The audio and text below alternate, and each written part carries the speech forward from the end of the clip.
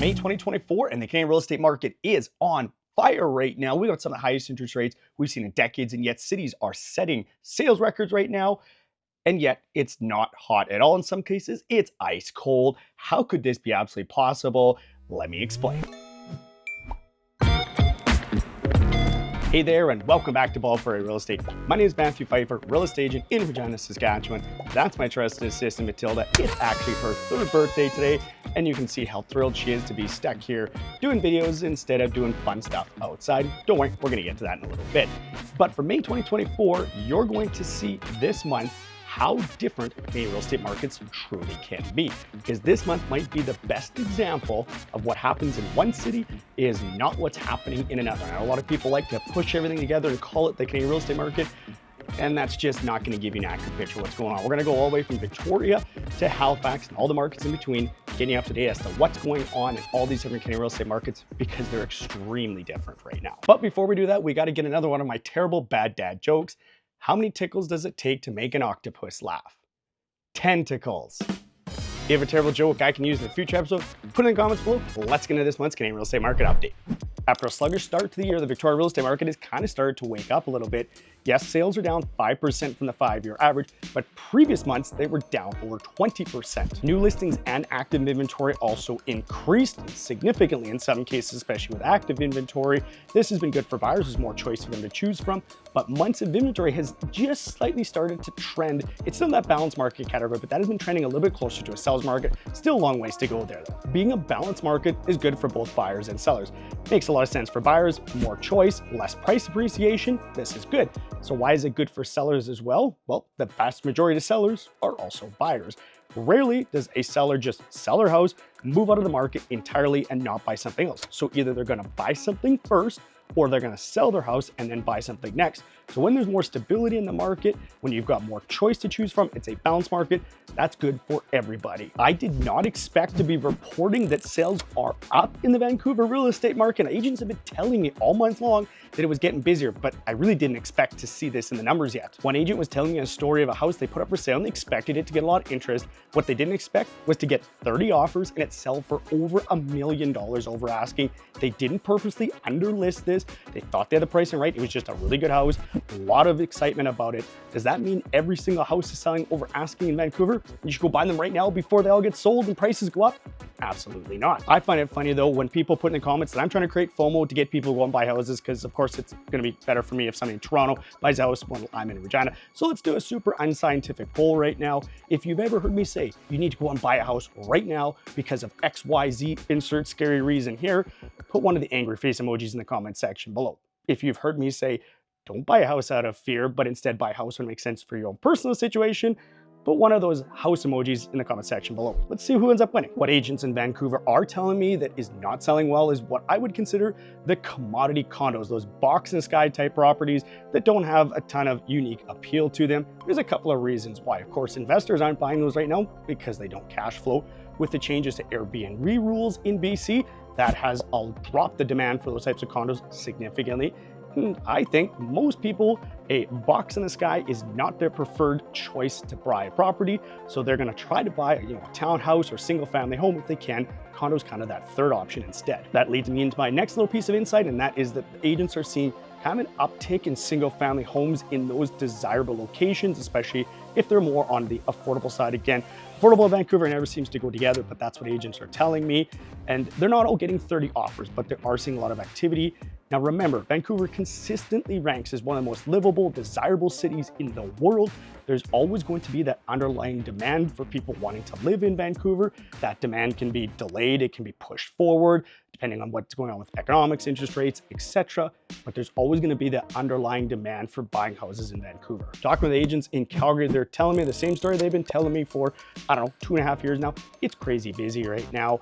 So when you're out shopping for a house in Calgary right now, you obviously have to get out to those houses right away. They're selling for the most part first evening on the market. When they're good ones, they're not hanging around for the weekend or even into next week. So unfortunately, as a buyer, you need to be prepared to kind of drop everything and get out to that house. And then of course, you're likely going to see multiple offers. That's pretty much the norm right now in Calgary. So prepare with your agent to make sure that offer is as strong as it can be. It's not always price point that you need to have the highest offer in order to get your offer accepted. Have your agent do a little bit of diligence and research with the seller's agent to figure out what the sellers are looking for. It might be a possession day that is more important to them than price point. So have your agent do that research for you, give you the best chance of getting that offer accepted. Single family homes selling well. Townhouses, that seems to be the hottest product right now. Those are kind of flying off the shelf, the lowest months of inventory. Apartment style condos are still doing really well as well. We're seeing a lot of investor money coming in from Toronto and Vancouver. That's been driving up those prices for that type of product right now. But also remember that this craziness, it will come to an end at some point here. So don't get absolutely silly when you're writing offers. Make sure that you're writing an offer that has a good chance of getting accepted if it is the right house. And again, don't get into multiple offers unless it's the right house. But you have to be willing to pay that price if you actually get that offer accepted. So don't just write a crazy number that you're not comfortable with. It's got to be something you're comfortable with. And also, it's got to make some sense. It's tough right now to go back and look at comparables from past sales when you've got prices appreciating basically 1 or 2% a month right now. That's just the reality of the market. Again, it's going to cool off at some point here in Calgary. Again, at some point, I just don't know when that's going to happen. If you're looking to buy a condo in Edmonton, that's one of the few markets where there's a little more inventory and pricing isn't quite increasing as much as it is in other areas. Single family homes though, that's the tightest market situation, especially at $400,000 to $500,000 price point. At 1.7 months of inventory that Edmonton has, most of that is in the condo market. Single family homes is under a month right now. And with a sales to new listing ratio of nearly 80%, that puts Edmonton in a very strong seller's market. We're also seeing days on market continue to drop. We're closing on about 1 month for days on market. Now remember, that number is actually a little bit skewed because we're still seeing most offers in Edmonton have conditions that are 10 to 14 days long, and these sales don't get reported as firm until all conditions are removed, meaning that most of these houses are selling in that first week or two of the market, and the really good ones are selling typically that first night on the market right now. This past month, the Regina market was absolutely silly. Like, put whatever adjective you want in there. It's crazy. One of the reasons I haven't put out as many videos recently is because I've been absolutely run off my feet. That 424 homes sold in the month, second busiest single month ever in the history of the city. May of 2022, there was about 460 homes sold. That's the busiest month. We might see that this May, with the way things are going already this year, new listings basically unchanged from what you would expect. So at least it's not worse than it has been all year long. And active inventory, that's the scary number right now. There is just nothing for buyers out there. And you're seeing now sellers going, I'm not gonna put my house up for sale and then go buy something because there's absolutely nothing for me to buy. And that cycle kind of circles the drain a little bit here and pushes things down even worse. And this is especially true in that kind of meat and potatoes of our market, you know, roughly $250,000 to $450,000. As you see, most people buying houses in Regina in that price point. There just really isn't very much for them to choose from. We're seeing, 20, 25, 30 showings over the course of a weekend, and seeing houses get 4, 5, 6 offers is pretty common right now. Buyers, this is a challenging market to be in. You've got to be prepared when you're making offers that you come in with your best foot forward. But also, if you're going to get into multiple offers, don't do it unless you absolutely love the house. It better be the right one if you're going to be making an offer over asking price. So just make sure it's the right one. When I'm talking to agents in Saskatoon, they're telling me a lot of the same things that I'm seeing here in Regina, and that is, it's crazy busy right now, and it's really difficult for buyers. I've seen a lot of buyers that are in multiple offers. They're losing out on 2 or 3, 4 houses in a row before they finally get one. And there's just really not much to choose from. So it's challenging right now as buyers. That lack of inventory, being down nearly 60% is really making it hard. And sellers are not putting their houses up for sale if they're having to go then buy something because they're going, well, there's nothing to buy right now. Now, when it comes to what's seeing the most competition, single family homes, even though we are starting to see a little more competition in townhouses and apartment style condos, those are actually selling relatively quickly right now. That hasn't been the case in past years in Saskatoon, but it is right now. Seen some multiple offers as well on those, but single family homes, that $300,000 to $500,000, $550,000, that's where they're seeing a lot of activity. Not uncommon to see, 10, 20, 30 showings over the course of a weekend. We are seeing 4, 5, 6 offers on those houses, very common. Seen some as well, like 10, 12, 15 offers. So buyers, you need to be prepared to get that house quickly because it's likely going to sell fairly quickly. If it's a go-to, no desirable neighborhood, shows well, etc. Come and be prepared when you're writing those offers, and talk to your agent about kind of where that's priced or where you should price your offer where likely that house is going to sell at based on the competition for how many offers there are there. And again, don't get into a bidding war unless you absolutely love the house. If you kind of like it, wait until you find the right one. When you find the right one, go get it. Again, talk with your agent about the pricing and offer strategy to give you the best chance of getting that offer accepted. Agents in Winnipeg have been telling me for months now that they've seen activity picking up, or we're seeing reflected in the data. Those sales numbers being above the 5-year average is a big shift from Winnipeg. We haven't seen that all year long. It appears buyers have more confidence with more inventory available and interest rates basically remaining flat all through this year so far. Of course, the most competitive price point is $250,000 to $400,000. We're seeing a lot of offers made there with no conditions at all. And the offers that do have conditions are generally only about 3 to 5 days long, so very tight and competitive market there. Inventory levels have been oscillating a little bit below the 5-year average, a little bit above the 5-year average, back and forth all year long now. So if the pattern continues, I expect we'll see inventory below the 5-year average next month. And with the months of inventory continue to trend closer into a seller's market, we're likely to see upward pressure on prices continue this spring. It's starting to look like the Toronto real estate market has run out of steam already this spring. Yes, versus the 5-year average, it looks like things have started to improve, but that's only because we're seeing the really low numbers of sales we saw, of course, in 2020 and last year's historically low sales volume. If you take out 2020, the numbers look even more bleak, and sales are down 2 months in a row in Toronto versus last year's record low numbers. Both new listings and active inventory continue to climb, but there's been no meaningful surge in inventory that a lot of people were expecting, especially because of forced sales due to foreclosure or power of sale. I saw some pretty sensationalized tweets about how we've seen this big run up in the number of foreclosure properties up for sale in Toronto. It's at 200. That's 1% of total active listings. That's a complete drop in the bucket right now still. And while home prices are still increasing and they are down versus last year, the majority of those price increases have happened in the 416 area code. When I was calling agents in Toronto to get some local insights, it was a little bit of a mixed bag. And by the way, the agents I'm calling are the big teams or the high performing agents to sell lots of houses. I don't call the agents to sell 1 or 2 houses a year, and those seem to be the ones that are complaining the most right now about how slow and bad the market is.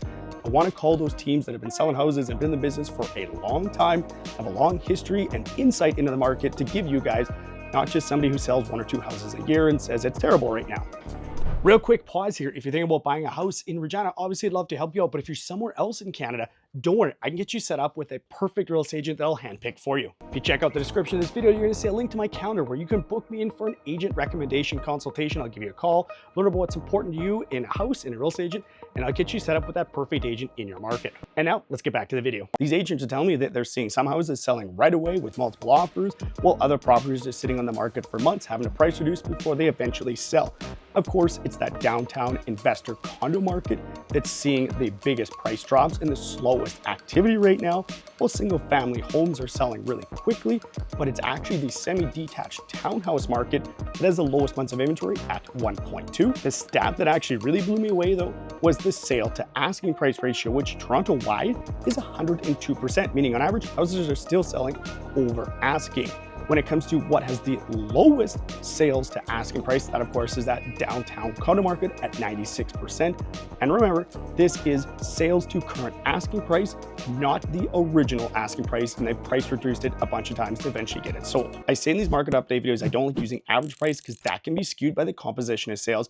And it's exactly what was noted by the Ottawa Real Estate Board president in their press release. They're seeing the price of single family homes driving up average price, but it's actually the semi-detached townhouse market that's the most competitive right now with the lowest months of inventory, and they're seeing the most multiple offers and most competition amongst buyers, which is why I say don't just look at the citywide stats, because what's happening in these citywide stats might be dramatically different than what we're seeing in the particular price point, the style, or the neighborhood that you're looking to purchase a property in. When I asked Montreal real estate agents what they're seeing in the market right now, they all told me pretty much unanimously they're really busy. To which I responded, but the sales numbers are barely above the 5-year average, and that includes the abnormally slow years of last year and 2020. What's up? And of course, they told me to take a step back and look at the bigger picture. If you take out the last 5 years, because the numbers in the last 5 years are really skewed by those really slow numbers in 2020, 2023, the crazy busy numbers of 20 and 21, or 21 and 22, sorry. Well, if you look at say 17, 18, 19, more normal years, This past month's sales are right in line with the top end of the range for those years. And the same thing applies for both new listings and active inventory. One segment though of the Montreal real estate market that is not as busy as the others is the downtown condo market. And of course, that is the most impacted by investors pulling back from the market because of higher interest rates, as well as the foreign buyer ban. But the number that really blows me away was that 4 months of inventory a couple of months ago, February to be precise, it was 8 months of inventory, and now it's been cut in half. This is crazy how much that's turned around. Agents in Halifax had some really good insight this past month for me, and one really good story as well. Their sales have picked up, but still below the 5-year average. So same thing with new listings as well. They did mention though that the overall volume of offers on properties has slowed down, but the sub $600,000 price point, that still remains very active. Interestingly enough, they did see a large number of properties that are multi-million-dollar properties that sold this past month, and that is partially what pushed up that average price, $50,000 in a single month. And if you're someone in Halifax that bought a multi-million-dollar property, can you invite me to the housewarming party? I'd like to come. The one really interesting story that an agent told me was about a property that they had for sale about a month and a half ago, put it up for $680,000. They received 5 offers. The sellers rejected all 5. They were all over $700,000. Because they were expecting that their particular property was going to get upzoned to a higher density apartment type zoning, and it never happened. They've now got it back up for sale at $650,000 and have only received 1 offer so far. And this is a conversation that I often have with sellers. Do they want to take the offer they have in hand right now? Or do we play the game of waiting to see if we get more showings that bring us an offer that's even better than the one we have right now? And unfortunately, more often than not, it doesn't work out for sellers. If your real estate market was hot this past month, put one of those fire emojis in the comment section below. And if it was not, put a thumbs down arrow. As always, guys, thanks very much for watching.